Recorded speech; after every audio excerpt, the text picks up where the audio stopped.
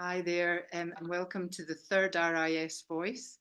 Today I'm delighted to be talking to Matt Loader of Loader Monteith Architects. Some of you may know his work, I hope you do. It's beautiful, it's award-winning, and it's very diverse. Starting off, I think the first project that certainly came to my attention was High Sunderland, the fantastic restoration of Bernard Klein's house, and wonderful project. And most recently, Matt is actually working on the Jenner's building, which is a very high profile project. So we're looking forward to seeing that and being able to visit that in the future. Without any further ado, I'd just like to launch into the questions, Matt. So thanks again for agreeing to be our Proust interview.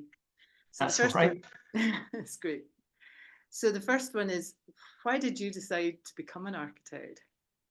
Yeah, so I really swithered over this. There's two ways to answer this. I think originally, I can't actually ever remember it being an active decision to become an architect. But when I was young, I really loved drawing, and particularly I loved Edward Hopper. And Edward Hopper obviously was sort of inspired by a city in New York and I think by New England and Cape Cod's in his art.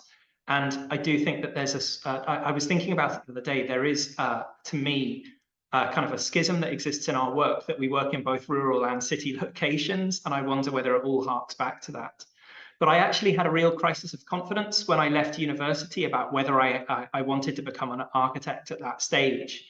And I really thought very long and hard about whether it was a thing that I wanted to do. But by that stage, I had worked for Richard Murphy and had seen a few of the projects that I had drawn on my years out being realized, and had realized that that was actually really quite a fantastic thing to see buildings completed that you had thought about and drawn. And so I think that was really the thing that clinched it for me. So interesting, actually, that thought that it may not have been, but I'm so glad you reflected. The next one is, why do you think that architects and the work that they do, the design and built environment, matters?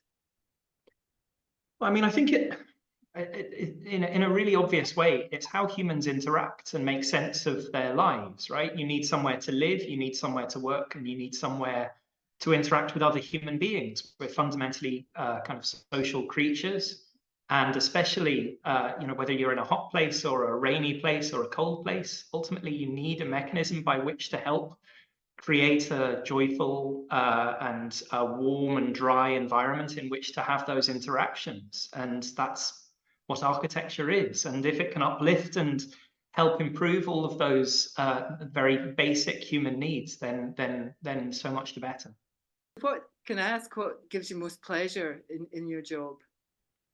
I really struggled to answer this question. And I think the reason is that I love going and meeting people for the first time. I love the early sketching. Something that I get so little time to do now is sort of bringing a team together, but actually then getting into the technical design, how you make a window look just the way that you want it to. And that's happened less and less. But then the kind of the realization of those ideas is pretty fantastic as well. So I have to say I would struggle to really nail down one of those and say that I like one more than the other. But I would say that probably the most satisfying bit is at the point at which a building is completed. And it's this odd thing with architecture that our job ends kind of as the life of the building starts. And it's that handover that happens, and you see people starting to use the thing that you've been part of the delivery of. That's pretty fantastic. That occupation. Yeah. So, can I ask what work you've done that you're most proud of? You mentioned High Sunderland, which I think we were aware at the point at which we were asked about it, that it was going to be a pretty important project for us. And we did the work really well, if I do say so. In a huge credit to Ian King, who's the conservation architect that works with me and with us. But I think actually we've done quite a lot of, we try and make every project its own thing. And it doesn't matter whether it's a desk or the Jenner's building, that actually we want to make sure that each project has its own identity. And so I could probably pull something, and that we try not to repeat the work that we do. So in each and every project that we have done, we always are really determined to try and make it unique and to try and do something that we haven't done before. But I am really proud of particularly of High Sunderland, and also our school building, the Harmony Learning Hub, which is in Balerno, which we haven't really shared that much of yet. But they're a fantastic organisation, and I'm really proud of the work that we did to help deliver that building.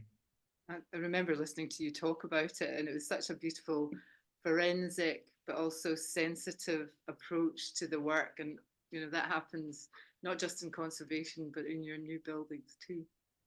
Yeah, I mean, we really love kind of the cross-fertilization, the way that you make a building was made 150 or 200 years ago to inform how we make a building now, whether it's contemporary or whatever.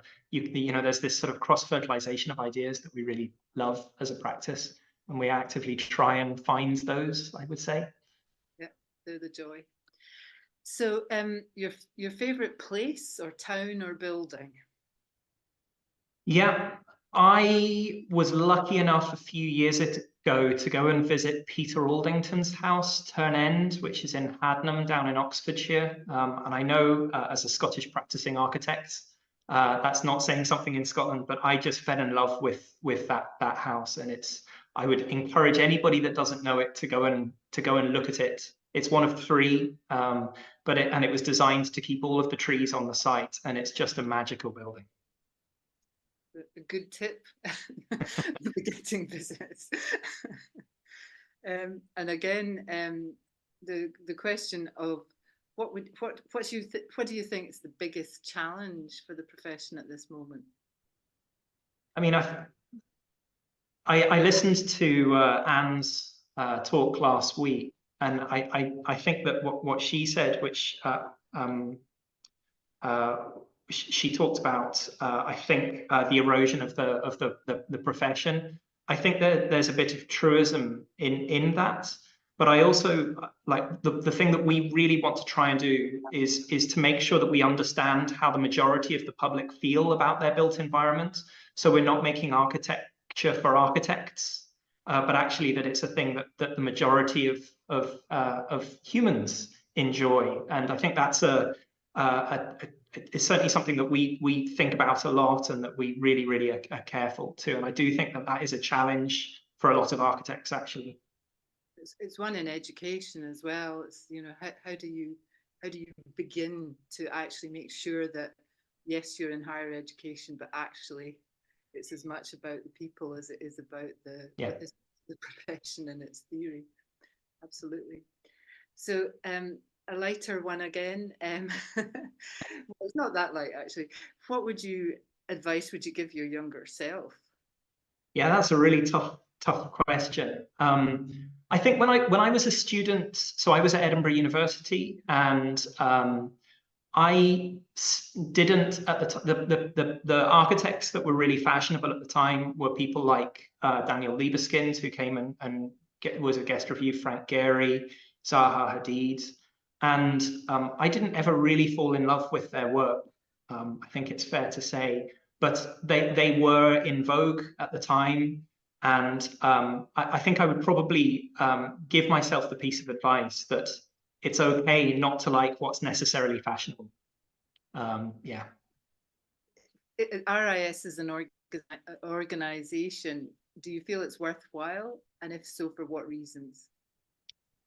Yeah, so I see the mission of RIAS is not dissimilar to that of the BBC. It's to educate and to inform and to delight, I suppose, as well. And that means both architecture, but it's also the conduit by which there's a lot of architects in Scotland that do fantastic work, and it's the means by which that message can be amplified as well to the people that engage with it. And so I think as an organisation, it really needs to be the champion of what we do in Scotland very well indeed. And that leads on, what would you like us to do more of? It's, you know, Yeah. So continuation. I definitely think that RIAS could be better at looking out and talking to the public more widely about what's happening. I think it's very good at keeping architects on the straight and narrow with the contracts committee and so on and so forth. But I think that reaching out to the public could be a huge thing. And I also think one thing that RIAS has started to do, but I would like to see them do more of, is those organized CPDs for architects as well, particularly the ones that are mandatory and are really difficult to get hold of, like fire. So yeah. I can tell you that certainly that is part of our upcoming work on CPD. And certainly as we move to a new board, we'll be looking at our outreach as well. It's good, you know, but we can do more, definitely. Fantastic. Well, thank you very much indeed, Matt. And it's always a pleasure. I'm really enjoying these sessions, and I hope those who are listening are as well. And it's going to be quite a nice little archive to have as well. So thank you very much. Thank you. Cheers.